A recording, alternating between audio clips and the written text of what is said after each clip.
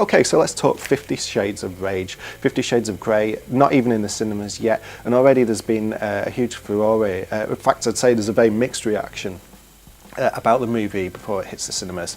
Deadline's reporting that a group called 50 Shades of Domestic Abuse, they're planning on disrupting the London premiere tomorrow. Because they believe that the content sort of promotes abusive attitudes towards women. But let's contrast that for a moment with the reception over in France. France is looking at 50 Shades of Grey very, very differently. Whereas everybody else is giving it things like 18 certificates or 15 certificates or, you know, R ratings, France has decided to give it a 12.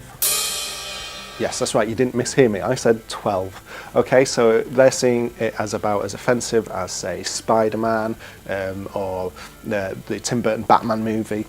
Meanwhile, the PR garbage machine has been going at absolute full belt with B&Q leaking a memo, ladies and gentlemen. When I say leaking a memo, I mean they probably put out a press release, let's be honest. And they're basically saying that their staff should read up about 50 Shades of Grey, read the book, watch the film, because they're going to get an influx of customers and they're going to be getting, I quote, rope, cable ties and tape, because they'll want to reenact what happens in the film.